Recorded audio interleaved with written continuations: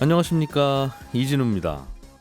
최근에 미국에서 인플레이션 완화법이라는 게 도입됐는데요. 이게 자동차 업계를 중심으로 꽤 논란이 되고 있습니다. 제목은 인플레이션 완화법인데 실제 내용을 들여다보면 외국산 전기차 수입을 막고 미국 업체들에게만 유리한 환경을 노골적으로 조성해주기 때문인데요. 이 법안뿐만 아니라 앞으로 미래 자동차 관련 법안들이 줄줄이 나오고 있는 상황에서 이런 변화가 시사하는 바가 꽤 큰 것 같습니다. 오늘 센터뷰 시간에는 우리나라 자동차 산업에 미칠 이 미국 정책의 변화 그리고 대응 전략에 대해서 살펴보겠습니다. 맞벌이 부부가 늘어나면서 자녀 양육과 교육 문제에 다들 어려움들이 많아지고 있는데요. 최근에는 인공지능을 이용해서 아이를 돌봐주는 교사와 아이의 부모를 연결해주는 돌봄과 교육의 매칭 플랫폼이 주목받고 있답니다. 오늘 블루칩 신기주 시간에는 잘한다라고 하는 기업의 플랫폼 사업에 대해서 좀 들여다보겠습니다. 손에 잡히는 경제 플러스 광고 듣고 시작합니다. 앞으로 미국에서 전기자동차가 보조금을 받으려면 미국에서 제조된 전기차여야 한다는 내용의 법안이 미국에서 시행되면서 한국에서 전기차를 만들어서 미국에 팔고 있는 우리나라 자동차 회사들은 보조금을 못 받게 됐습니다. 그냥 한두 달 그러고 말겠지라고 생각하면 이게 오산인 것이 앞으로 미국이 전기차 주도권을 주겠다는 큰 그림으로 벌이는 일이라서 이게 고민이 깊을 수밖에 없다는군요. 앞으로 우리는 어떻게 좀 대응을 해야 되는지, 미국의 속셈은 뭔지 한국자동차연구원의 이항구 연구위원과 함께 좀 들여다보겠습니다. 어서 오십시오. 네, 안녕하세요. 미국인들도 전기차 많이 사서 타나 봐요. 네, 뭐 미국이 그 첨단 기술 제품의 품평 시장이다 이런 얘기가 있는데 예. 한 재작년까지만 해도 미국 사람들 그렇게 전기차 많이 사지 않았습니다. 그러니까 테슬라는 많이 팔렸는데 예.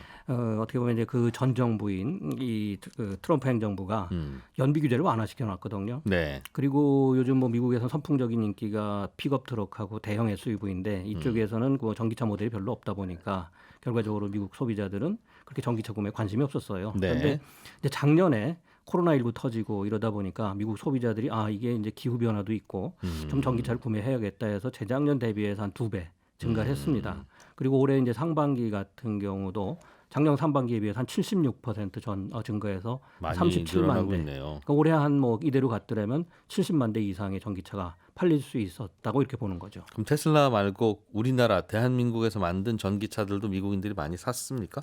현대 기아차가 만든 전기차 모델 2종이 상당히 인기를 끌었습니다. 왜냐하면은 이 지금 전동화를 하는데 미국 기업들은 픽업 트럭, 그다음에 대형 SUV 전동차를 만들었고 예. 또 뭐 일본 기업들 같은 경우는 물량이 작지만 뭐 리프와 같은 소형차를 샀기 때문에 이 중형차 시장이 없었어요.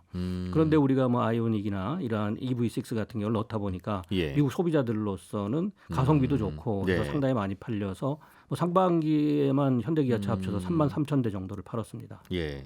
그런데 미국이 어떤 규제를 새로 만들었길래 우리나라 자동차는 보조금을 앞으로 못 받는다. 이게 뭐 대당 거의 1,000만 원 가까이 되더군요. 네, 그렇습니다. 뭐 정확히 얘기하면 이 세액 공제인 거죠. 그러니까 예. 소비자들이 전기차를 일단 구매하면 연말에 네. 정산을 하면서 세액 공제를 해줍니다. 연말정산 때 한 돈 1,000만 원 그렇죠. 돌려준다. 7,500달러를 예. 돌려주니까 우리 돈으로 한 1,000만 원 가까이 예. 되는데 그동안에는 뭐 현대차가 상당히 가성비도 좋고 또 거기서 더더군다나 세액 보조금 공제를 받게 나오니까. 되니까 더 잘 팔렸던 거죠. 예. 근데 미국 정부가 이번에 인플레이션 완화법을 만들면서 일단은 미국 내에서 생산된 전기차에 대해서만 예. 이러한 세액 공제를 해주겠다.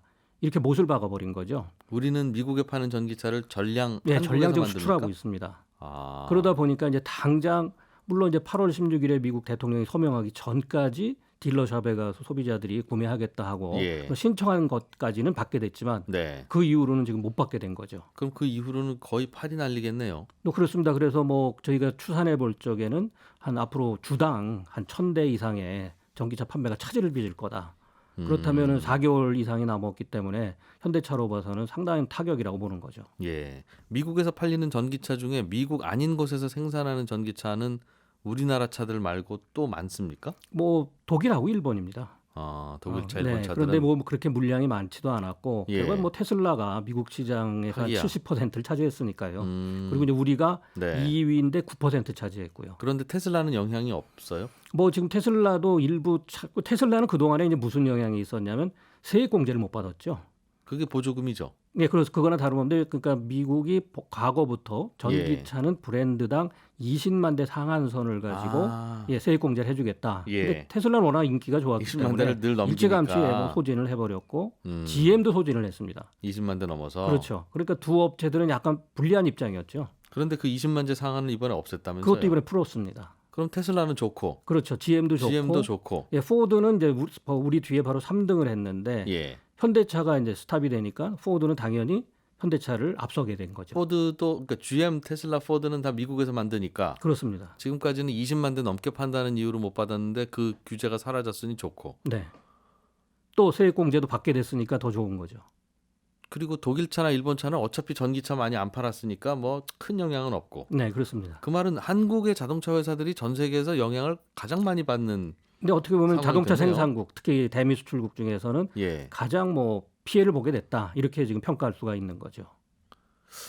그 좀 너무한 거 아니냐 네, 그렇습니다. 생각도 좀 들고. 그렇죠. 네. 투자까지 하려서 현대차가 음. 대규모로 조지아에다가 전기차 공장을 만들겠다. 예. 이렇게까지 얘기했는데 어떻게 보면은 미국 정부가 뒤통수를 쳤다 하는 지금 평가가 많은 거죠. 이거 이렇게 갑자기 하루아침에 8월 16일 날 계약한 분까지는 세이프고 네. 8월 17일부터는 1,000만 원을 안 주는 이런 정책을 네. 그냥 이렇게 막 발효해도 돼요?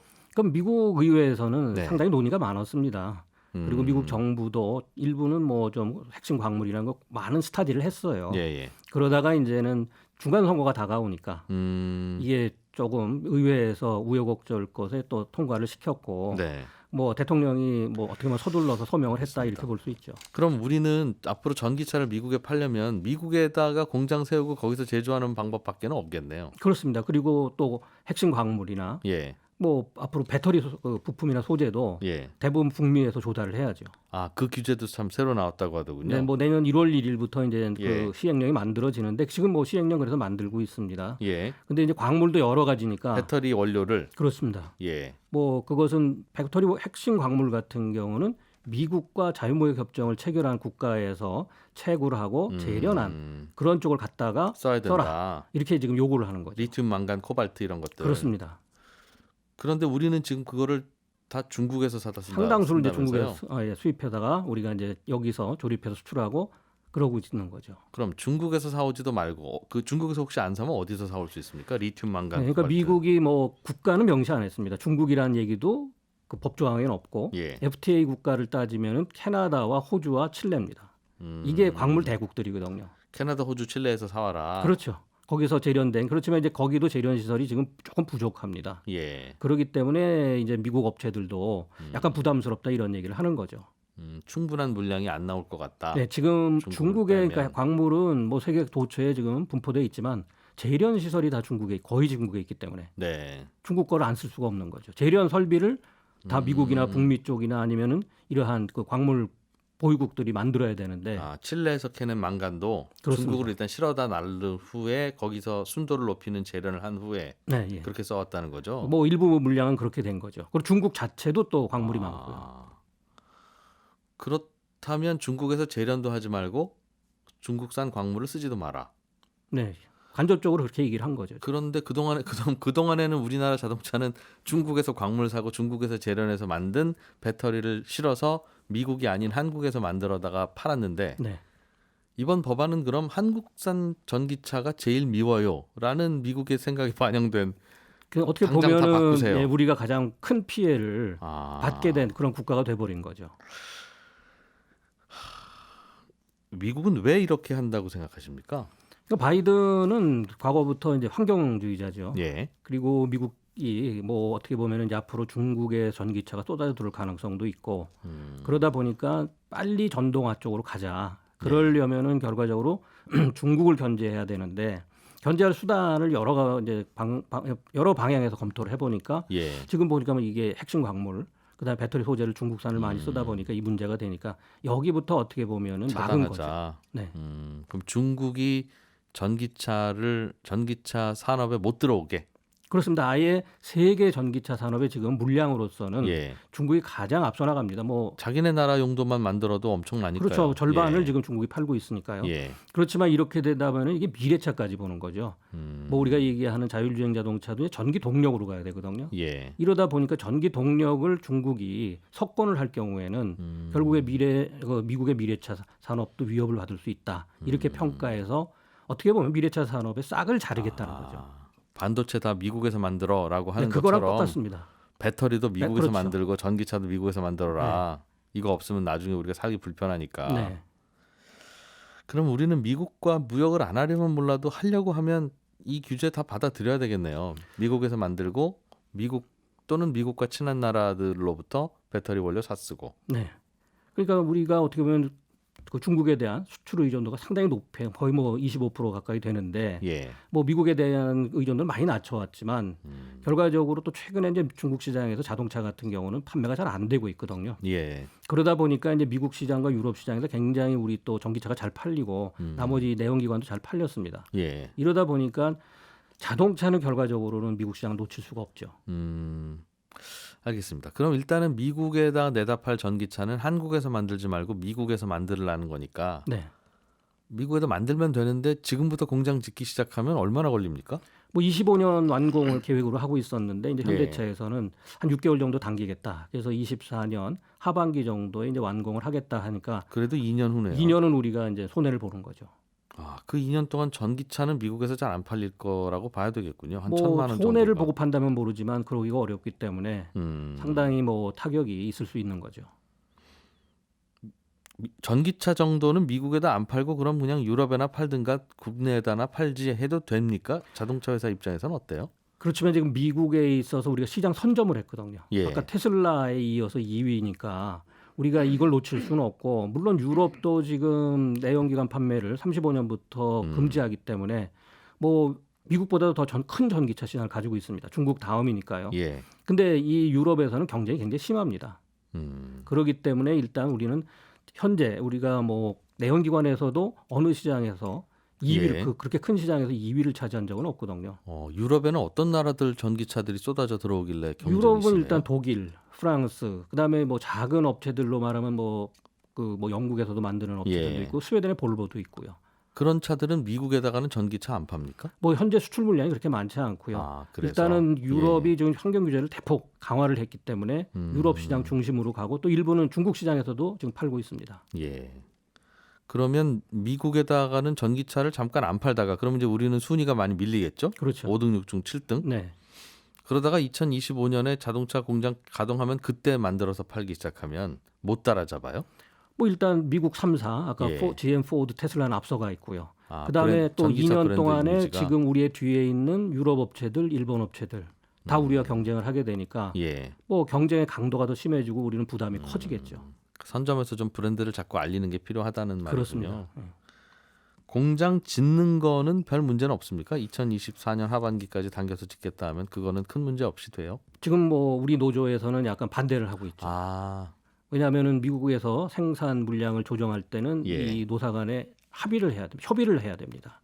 그런데 국내에서도 지금 전기차를 많이 생산해서 수출해야만 국내 공장이 존치를 하는데 미국으로 물량이 간다 빠르게 가면은 네. 국내 물량이 그만큼 특히 수출 물량이 줄어들 수 있거든요. 그렇겠죠. 그렇다면은 일감이 줄어드는군요. 네, 그렇죠. 그럼 일자리에 부정적인 영향을 미치니까 반대할 수밖에 없죠. 그럼 어떻게 하죠? 노조에서는 결국은 그럼 거기서 만들면 안 팔리는 차가 되니까 한국에서 만들면 그렇죠.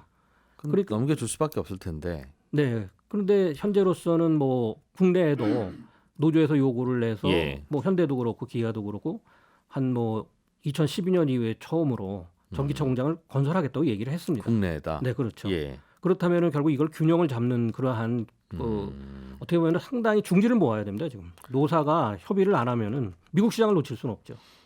방법이 있다면 국내에서 만든 전기차는 우리나라나 혹은 뭐 아시아 지역이나 유럽에 내다 팔면 되는 건데 아직은. 네, 그건 그런데 말처럼 쉬운 게 아니라 네. 유럽에서도 좀 경쟁이 심화되고 있고 예. 또 가장 큰 중국 시장은 우리가 거의 뭐 전기차를 가지고 아직 들어가지도 못합니다. 아, 이제 들어가야 되고 또 동남아 시장 같은 경우는 뭐 일본이 워낙 그 시장을 장악하고 있기 때문에 뭐 지금 인도네시아 시장을 가지만 물량으로 봐서 그렇게 큰 시장은 아니거든요.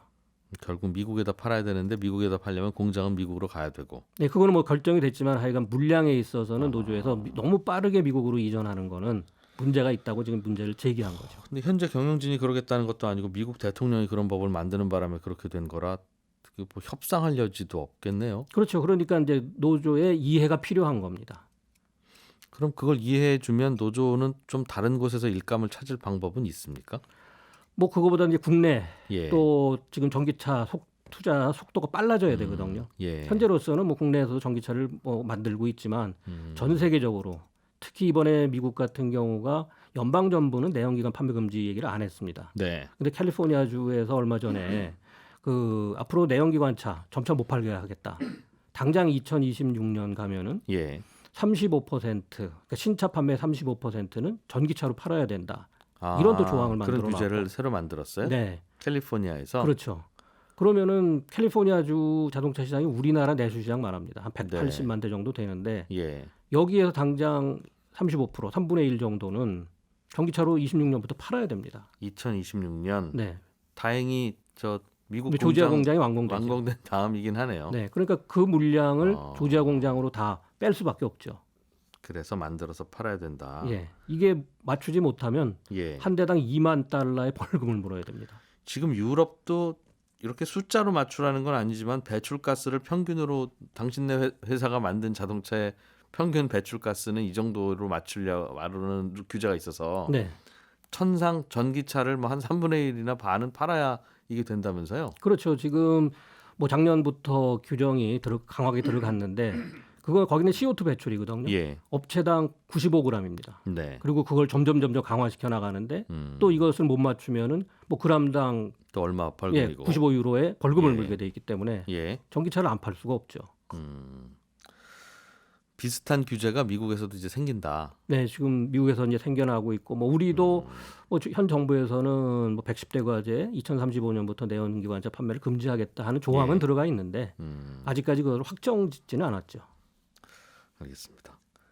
이 새로 생긴 규제 중에 하나는 전기차를 미국에서 만들더라도 전기차의 핵심 부품인 배터리가 원료를 그 미국이나 호주나 칠레 같은 미국과 FTA 맺은 나라로부터 조달하지 않으면 또 보조금 안 준다. 네, 그런 줄여 걸 텐데. 차등으로 지급하는 거죠.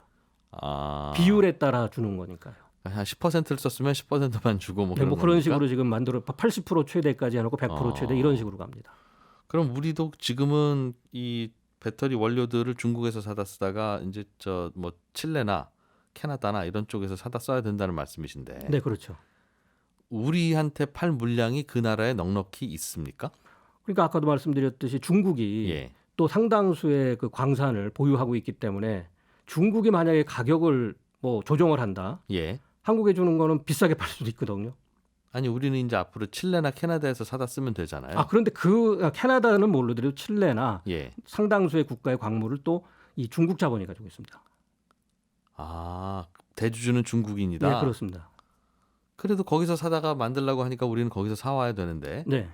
그럴 그렇게 때- 되면 물류비가 더 늘어나죠. 중국은 바로 우리 옆에 있지만 호주나 칠레나 캐나다는 예. 상당히 멀리 떨어져 있기 때문에 특히 뭐 광물 같은 경우는 이 부피가 크지 않습니까? 거기서 사다가 다시 우리나라로 와서 배터리 만들어서 네. 장착해서 미국으로 보내는 건 이상한 짓이니 바로 그냥 미국에서 공장 차리는 게 이러나 저러나 필요하다는 뜻이군요. 그렇죠. 그래서 배터리 업체들도 뭐 증설 투자는 과거부터 지금 해오지만 이것이 더 빨라질 가능성이 있죠. 왜냐하면 캐나다산 광물을 예. 쓰는 것이 가장 효과적이니까요. 그것도 이제 해야 될 숙제인데 그렇게 조달처를 바꾸다 보면 생길 만한 일이나 부작용은 어떤 게 있을까요? 뭘 좀 걱정해야 네, 될까요? 첫째는 원가가 올라갑니다. 예. 그리고 이 공급망을 바꾼다는 게 하루아침에 되는 게 아니거든요. 여기에도 그렇겠죠. 많은 그러니까 비용도 따져야 되고 거기에 뭐 물류 비용 이런 제조 비용 그다음에 또 우리가 이걸 대체했을 때 안정성 문제 공급망에 예.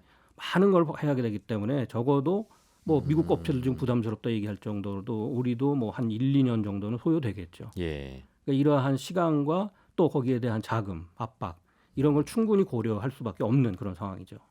방금 말씀하셨던 이 배터리 원료에 대한 건 배터리 회사들 네. 그러니까 뭐 LG나 삼성이나 이런 SK 나. 회사들 SK나 이런 회사들이 고민해야 될 부분이죠. 그렇죠. 현대가 그걸 통제할 수는 없습니다. 근데 사다가 달면 되는 건데 그렇죠. 배터리 회사들도 고민이겠어요. 그러니까 근데 거기는 뭐 두 가지 다죠. 원산지 규정이 결국에 배터리 쪽이니까요. 예. 핵심 광물. 그다음에 또 배터리의 부품을 북미산으로 써라. 네. 이러니까 배터리 업체들로서도 뭐 현지 투자를 확대할 수밖에 없는데 다행히 뭐 우리 뭐 지금 SK하고 네. LG는 들어가 있고 삼성 예. SDI도 이제 들어가겠다. 그런 이 사태 전에 발표를 했기 때문에 근데 음. 이것도 또 그쪽으로 많이 물량이 간다면 국내 투자를 구축하고 네. 또 국내 일자리도 그만큼 손해를 보게 되는 거죠. 그렇게요. 우리나라 국가대표 선수들이 다 유럽 축구 가는 거랑 비슷해져서 마음은 뿌듯할 수 있는데 네. 돈 한 푼 우리나라로 안 들어오네요. 그렇죠. 그러니까 자동차도 가고 배터리도 가야 되고 뭐 반도체도 또 대규모 지금 투자를 해야 되니까 과거에는 그게 다 이제 국내에서 제조해서 팔았으니까 수출액으로 잡혔을 텐데 네. 수출도 많이 줄어들고. 그렇습니다. 네. 야, 이거 큰 숙제인데 이게 위기는 보통 기회라고 하지만 아무리 들어도 이거 기회 요인은 없는 것 같은데요. 그냥 우리 위기인 네. 것 같은데. 그러니까 우리 과거에 1988년 예. 미국이 이제 종합무역 및 경쟁력법을 만들었을 때 있습니다. 예. 그때도 우리가 굉장히 긴장했거든요. 예. 물론 그때는 미일 간의 싸움이었는데 우리도 또 세미 수출이 커가지고 그렇지만 우리가 지금 와서 보면 그렇게 손해를 보진 않았습니다.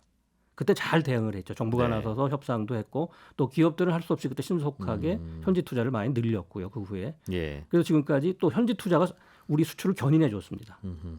그렇기 때문에 버텨왔는데 이번에도 우리가 뭐 중지를 모아서 부지런히 대응하는 수밖에 대응하면은 지금 뭐 이미 정부도 가고 기업들도 가고 있기 기업들은 때문에 대응을 어쩌지 할 것 같은데 네. 이제 우리나라에서 일자리 없어지거나 수출 물량 줄어드는 게 참 걱정이긴 하네요. 네. 예. 잘 들었습니다. 일목요연하게 잘 정리가 됐네요. 한국자동차연구원의 이항구 연구위원이었습니다. 고맙습니다. 네, 감사합니다. 예, 저는 2부로 돌아오겠습니다. 블루칩 기업들 또는 블루칩이 될 만한 기업들의 이슈와 투자 그리고 그 이면의 다양한 이야기들을 살펴보는 블루칩 신기주 시간입니다. 오늘은 아이들 돌봐주는 선생님과 부모를 원격으로 매칭해주는 잘한다라는 플랫폼 비즈니스 하는 회사에 대해서 살펴보겠습니다. 더밀크 코리아의 신기주 부대표 나오셨어요. 어서 오십시오. 네, 안녕하세요. 그 잘한다가 아니라 밀과 보리가 잘한다 할 때 그 잘한다죠. 노래 부르고 싶어져요. 회사 이름이 이거 무럭무럭 같은데. 잘한다인데 음, 잘하니까 잘 하게 되는 거겠죠. 예, 그러니까 아이가 잘한다는 얘기인데 예. 돌봄 그리고 교육 선생님들을 그 수요자인 뭐 아이들 그러니까 아이들과 그 부모들 엄마 아빠들한테 연결해 주는 건데 해당 대상이 이제 4세부터 13세까지니까 미취학 아동, 유치원생 그리고 초등학교 6학년까지 이렇게까지입니다. 그러니까 아이가 집에 왔는데 엄마나 아빠가 없는 경우 있을 수 있죠. 뭐, 요즘 뭐 사실 맞벌이가 얼마나 많아요. 그럴 예. 경우에 뭔가 그냥 하루 종일 방치하기 어렵거나 혹은 어디 학원 가는 중간에 한두 시간 비거나 네. 그럴 때 누가 와서 좀 봐주면 참 좋겠는데 그렇죠. 하는 네. 그 수요와 맞아요. 네. 잠깐 가서 요거 좀 아이들 돌봐주고 또 부수입을 올리고 싶다는 분들의 맞아요. 그걸 네. 연결시켜 주는 거 네. 간단하네요. 되게 간단하죠. 사실은 근데 이게 간단하지만 예전엔 정말 동네에서 아름아름 했잖아요. 뭐 예. 베이비시터라는 표현이 있듯이 음, 그냥 정말 알바생 쓰는 거였는데 이거 전체적으로 수요 공급을 연결해 주는 거니까 뭐 사실 이게 플랫폼 서비스고 말씀하신 것처럼 아주 간단한데 그게 나오니까 성공적이었는데요. 네. 사실은 방식은 상식적이죠. 그러니까 가입 돌봄 교사 수가 지금 여기 가입되어 있는 게 21만 명이 넘어가거든요. 그리고 거기에 MZ세대 숫자가 절반 이상이 된대요. 20대, 30대. 젊은 분들이 그게 무슨 얘기냐면 그 짜투리 시간에 예. 잠깐 가서 아이 봐주면 얼마 돈 받는 거니까 이 알바 자리를 원하는 공급층도 굉장히 많고 그거를 원하는 수요층은 당연히 많고 아이들도 있고 엄마 아빠도 있으니까 예. 근데 여기 하나 더 있는 건 돌봄하고 음. 교육이라고 했잖아요. 그러니까 단순히 그냥 애하고 놀아준다, 시간 떼어준다만 넘어서서 그건 돌봄이고. 네, 교육해 주는 예. 거. 예를 들면 뭐 그 잠깐 시간 동안에 뭐 영어도 가르쳐 준다거나 뭐 수학도 있겠고 산수 뭐 아니면 네. 뭐 예체능 이런 거 가르쳐 줄 수 있는 전문 교사도 여기 있는 게 한 2,500명 정도가 등록이 되어 있으니까 그 짧은 시간 동안 아니 학원 보낼 시간은 없으니까 그러면 요때 뭐 예체능 뭐 악기 하나 알려주세요 뭐 이런 거 해주는 서비스까지 가능한 거여서요. 여기 이제 전국적으로 지금 확대할 생각이긴 한데 어쨌든 지금도 꽤 많은 도시 서울 경기뿐만 아니고 그런 네, 비즈니스가 이런 건 또 합니다. 네. 있군요. 비슷한 업체들이 이런저런 다른 브랜드들도 있겠죠. 네, 그 이름들이 다 재밌어요. 뭐 예를 들면 째깍 악어, 뭐 아이들 악어 좋아하니까 째깍 악어가 또 브랜드 네, 이름이에요. 이런 브랜드가 있고요. 또 예. 맘시터라고 맘시터. 이거 정말 뭐 딱 이름만 들어도 뭐 하는 서비스인지 알겠잖아요. 같은 서비스겠죠. 네, 비슷한 서비스고요. 늘어나고 정말 있군요. 그 누적 회원 수가 맘시터 100만 명 넘어갑니다. 이거는 그러면 한 2시간이 비는데 이때 와서 그냥 뭐 간식이나 좀 챙겨주시고 별일 없이 아이랑 잠깐 놀아주시면 돼요. 이것도 있을 거고 와서 그림 그리는 걸 좀 가르쳐 주세요. 네. 또는 외국어를 좀 가르쳐 주세요. 하는 것도 있는데 후자가 좀 비쌉니까? 아니면 그냥 간 김에 다 해주시고 가격은 같습니까? 비싸요. 네. 돌봄은 시간당 15,000원. 예. 그러니까 단지 놀아주기만 하는 것. 예. 학습은 시간당 25,000원 꼴이에요. 아. 네. 10,000원 정도 비싼데요. 15,000원 또는 25,000원. 근데 일단 부모 입장이 된다면 네. 10,000원 차이잖아요. 뭘 하고 싶을까? 돌봄만이냐 아니면 아이한테 우리 아이가 딱 보니까 뭐 음악의 천재인 것 같은데 음악 좀 가르쳐주고 10,000원 더 낼까? 이런 거.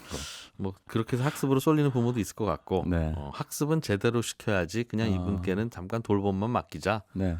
생각하는 부모도 있을 것 같고. 네, 뭐 사실 케이스 바이 케이스일 텐데 포인트는 이겁니다. 음. 육아 노동이라고 하잖아요. 육아라고 하는 게 결국은 시간당 노동 집약적인 산업이니까 네. 요걸 연결해 주는 것. 그러니까 노동을 제공해 줄게. 노동에 필요로 하는 수요 공급을 연결해 주는 서비스는 있어요. 가능해요. 심플합니다.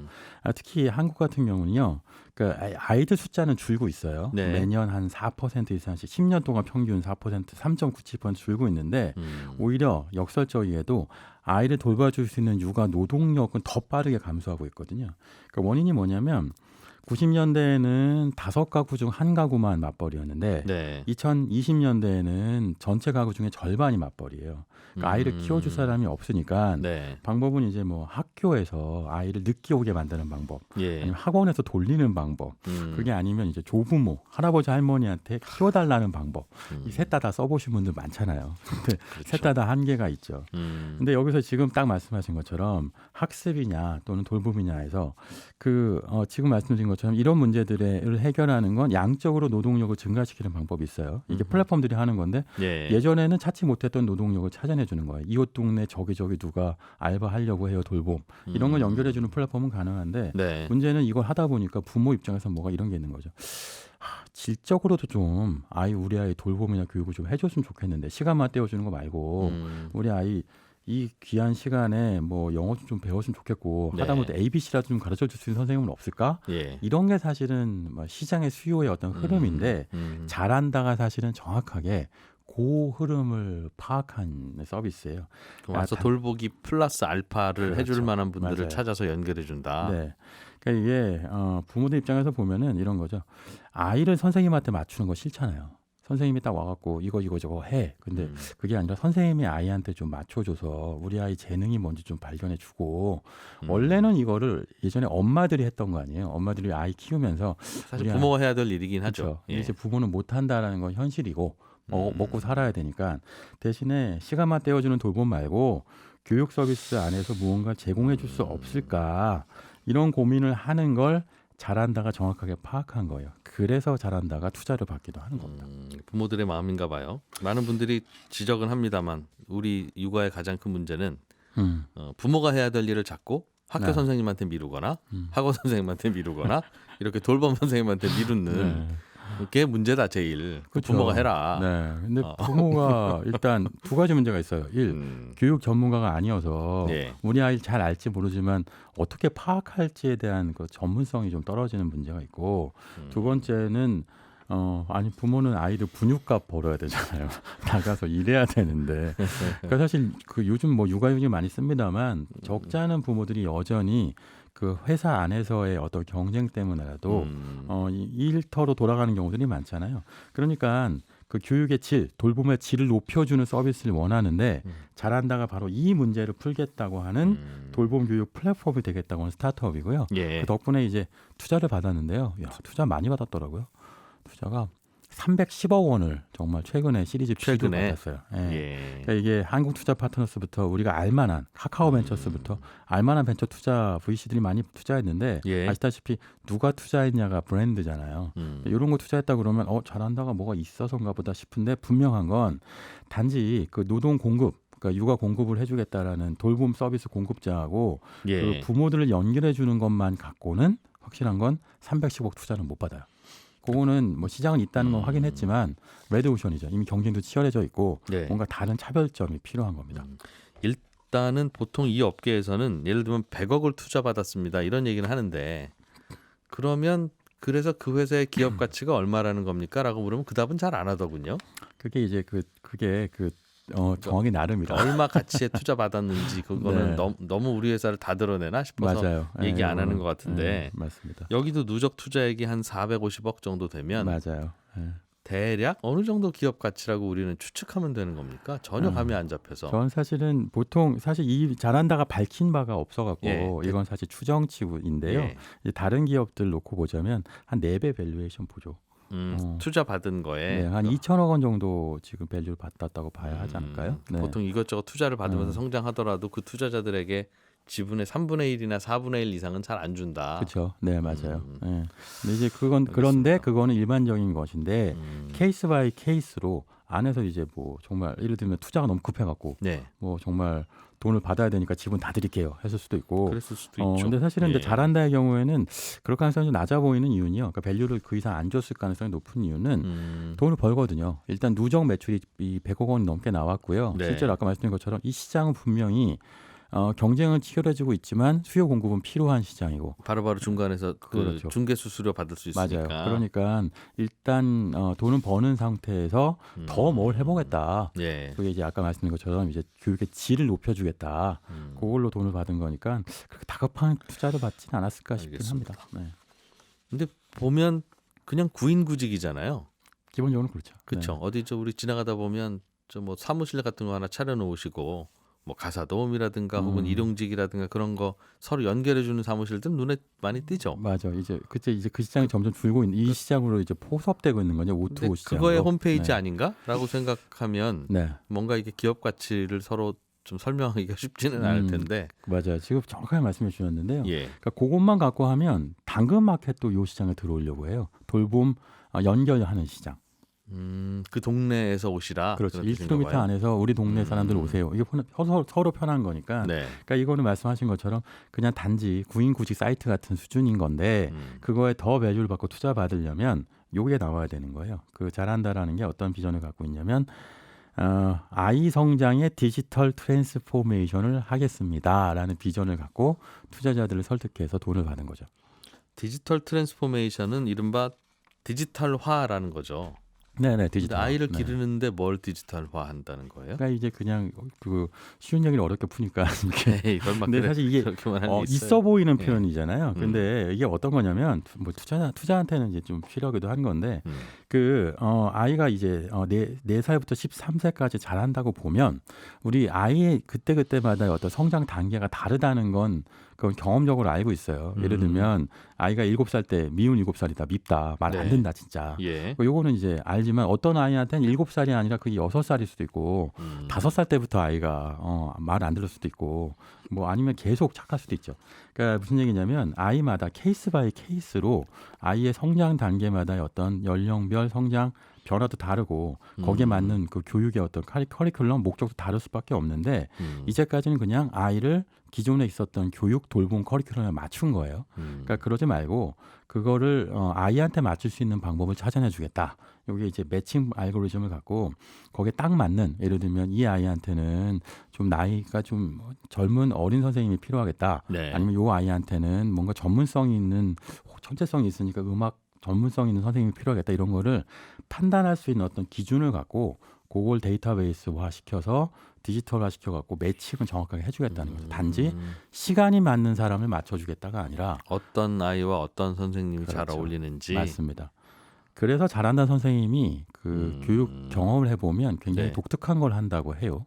처음에 돌봄 하거나 교육해주면 일단 오자마자 쫙 책 펼쳐주고 얘들아 이거 읽어봐 뭐 아니면 이거 봐라 뭐 이런 식으로 시작하는 교육부터 시작하는 게 일반적인데 잘한다는 선생님은 처음에 이 만나서 1시간 2시간 이상을 관찰하는 데 쓴다고 해요. 관찰 일지를 쓴다고 하는데 말하자면 정해진 어떤 그 포맷에 맞춰 갖고 이 아이가 지금 현재 어떤 특징이 보이는지 뭐 나이는 몇 살인데 뭐 예를 들면 이 나이에 보여줄 만한 어떤 특징은 안 보여주는 건 없는지 예. 아니면 지나치게 뭐 산만한지 아닌지 같은 이런 것들을 갖고 아예 관심사를 관찰하고 특징을 분석해서 그걸 데이터화 시킵니다. 근데 그렇게 모여진 데이터를 갖고 자라다 데이터베이스에 입력을 해서 아이가 대체적으로 이런 연령대 이런 특성을 보이는 애들은 어떤 특징이고 어떤 재능을 갖고 있다는 걸 분석하고 그거를 갖고 적합한 선생님은 누구고 프로그램은 뭐고 뭐 이런 거를 제시하는 서비스를 제공하는 거죠. 이게 그런 거 해주려면 그 교육을 많이 받은 분이 관찰해야 되는 거 아닌가요? 그냥 시간이 남는 분이 가서 관찰하는 수 있어 잘 할 수 있는 일은 아닌 것 같은데. 네, 사실 그 말씀도 예. 맞는데요. 그러니까 예. 지금 잘한다가 풀려는 문제가 이런 거죠. 일단 그런 식의 관찰할 수 있는 교육 전문가도 필요하지만 예. 그런 교육 전문가가 맞는 형태의 관찰 포맷을 갖고 아이한테 이걸 보세요. 뭐 저걸 관찰하세요. 그래서 어떤 것들 데이터화해요. 이런 식의 어떤 정형화된 데이터를 만들어내는 거죠. 그러니까 빅데이터도 중요한데 빅데이터 안에서 정리되어 있는 데이터를 만드는 작업을 해야 하는 거니까 그걸 하기 위해서 일단 투자를 받고 네. 그런 식의 어떤 프로그램을 개발하고 있는 거고요. 근데 이미 잘한다는 이미 이런 식의 어떤 매칭 프로그램을 통해서 70여 개 넘게 수업 프로그램을 개발해 놨더라고요. 그리고 예. 재밌는 것 중에 하나가 장난감도 만들어요. 그래서 아이들 딱 맞는 장난감. 보면 우리 아이들 장난감 사주는 게 보통 무슨 마트 가서 네. 장난감 코너 가갖고 자 여기부터 여기까지 싹 다 긁어봐. 골라봐. 뭐 이렇게 하는데 그게 아니라 아이가 필요로 하는 건 무엇인지 뭐 그런 걸 찾아낼 수 있게 하는 거죠. 그러니까 이른바 VC들이 이제 관심을 보인 파트가 맞춤 교사, 맞춤 프로그램, 뭐 맞춤 완구 이런 거를 잘한다가 만들어서 매칭시킬 수 있으면 예. 질적으로 성장할 수 있는 시장을 만들어낼 수 있다. 여기에 투자를 한 겁니다. 한 10여 년 전에는 이 시장 겨냥해서 각종 학습지들이 맞아요. 이제 회사를 창업해서 네. 크게 되는 회사도 있고 그랬는데 네. 요즘엔 분위기가 이제 이런 쪽인가 봐요. 그러니까 이제 그 학습지로 시작했던 시장들이 네. 지금 많이 몰려가고 있는 건 사실 중고등학교 입시잖아요. 그거는 좀 식상하기도 하고. 부모들이 돈을 아끼지 않는 시장 중에 하나니까. 근데 그러니까 오히려 요 시장 안에선 이런 식의 프로그램들, 시장 스타트업들이 성장하고 빈칸을 예. 차지하고 있는 것 같아요. 알겠습니다. 부모들은 지불하려고 하는 가격은 시간당 한 1, 2만 원 선에서 더 넘어가지는 않을 것 같은데 요구하는 건 계속 높아지고 오신 맞아요. 김에 아이의 미래를 발견해 주세요. 뭐 이러면 나도 못하는 거니까 와. 당신이 좀 해주세요. 네.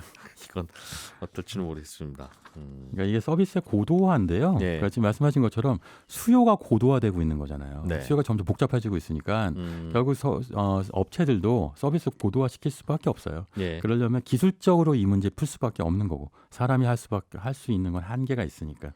그래서 알고리즘도 만들고 뭐 이런 거여서 최근에 그 아마존 출신의 CTO를 모셔왔는데 네. 아마존이 사실 아시다시피 그 소비의 고도화를 이런 빅데이터나 이런 알고리즘, 그 인공지능을 이용해서 충족시켜준 대표적인 서비스잖아요. 예. 그러니까 그거를 여기서 똑같이 풀려고 하는 거죠. 전문가 잘 데려왔습니다. 이런 회사들은 이제 창업하는 분들이 또 다양할 수도 있는데 어떤 배경들이에요?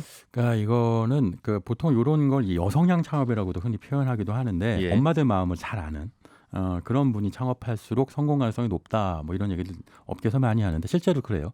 잘한다의 대표가 장서정 대표라는 분인데 원래는 모토로라하고 제일기획에서 서비스 담당, 디지털 전략 담당하고 UI, UX 담당했던 분인데 전업주부로 한 2년 동안 아이를 키우다가 거기서 이제 엄마들이 이런 걸 원하는 거라는 걸 피부로 체감한 다음 본인이 경험했던 UI, 본인이 UX 필요해서. 뭐 이런 걸 기반으로 딱 창업을 하는 거죠. 예. 시작은 1인 창업이었는데 지금은 투자액이 450억 이상이 되는 큰 회사가 됐습니다. 2016년에 창업했고요. 예. 엄마 마음을 잘 아는 것인데 여기서 흥미로운 건요. 이런 식의 특징 시장, 그러니까 말하자면 소비자하고 창업자가 가까운 시장일수록 공감대가 커져야 하는 부분이 있어요. 무슨 얘기냐면 그냥 그 뭐 기술 개발해갖고 이 기술 사가세요라고 하면 공감대가 필요 없는데 소비자가 이거 만드는 창업자나 개발자들이 우리 마음을 너무 잘 알고 있는 사람이구나라는 신뢰가 있으면 그러면 똑같은 서비스여도 요쪽 잘한다 서비스 더 쓰는 거죠. 요게 사실 이 시장의 특징이거든요. 그러니까 창업자가 누구냐가 굉장히 중요하고요. 창업자가 엄마다. 그리고 엄마 중에서도 이런 거 많이 하더라고요. 정말 뭐 아이 엄마 이름 대신에 뭐 누구누구 엄마 이름, 엄마 이렇게 불리기 전에 내 이름으로 불러주기 이런 캠페인도 하는데 이런 게 직접 서비스하고는 관련이 없어 보이지만 실제로는 소비자의 마음을 움직이는 어떤 마케팅 방법인 거죠. 이런 것도 잘 쓰는 회사이기도 합니다. 예. 대체적으로 많은 서비스들이 예전에서는 가정 내에서 그냥 가족들끼리 서로 주고받고 하던 서비스들을 다 이제 전문 서비스로 아웃소싱하는 그 서비스라기보단 당시에는 그냥 이제 가족의 마음으로 무료였는데. 그렇죠. 다 먹는 것도 다 집에서 만들어 먹었고 그렇죠. 서로 네. 기르고 하는 것도 서로 또 뭐 언니 오빠 형들이 또 아이들 보고 뭐 이러던 시절에서 하나씩 밖으로 나가면서 이제 전문화 되는 것 같네요. 네, 모두가 다 같이 잘해야 하니까요. 잘해야 되니까. 네, 그렇습니다. 이런 회사들이 앞으로도 좀 계속 늘어날 텐데 뭐가 좀 관건일까요? 이 순위도 또 바뀌기도 할 거고 경쟁도 치열해지고 할 텐데. 결국은 뭐 말씀하셨다시피 고도화가 관건이에요. 이제 단지 연결하는 걸로는 재미없어요. 연결을 얼마나 잘해주느냐, 또 내가 원하는 매칭으로 정확하게 콕 집어서 가려운 것을 긁어주느냐의 매칭이 앞으로의 미래죠. 딱 맞는 파트너를 서로 네, 연결해주는 안 그러면 기술. 바로 다른 서비스 넘어가기가 너무 쉬워지니까요. 예. 더밀크 코리아의 신기주 부대표였습니다. 고맙습니다. 네, 감사합니다. 예, 손에 잡히는 경제 플러스 여기서 마무리하겠습니다. 방송 내용 다시 들으실 분들은 저희 홈페이지 게시판이나 팟캐스트 이용하시면 언제든지 또 다시 들으실 수 있고요. 저는 내일 아침 8시 30분에 또 손에 잡히는 경제에서 인사드리겠습니다. 지금까지 이진우였습니다. 고맙습니다.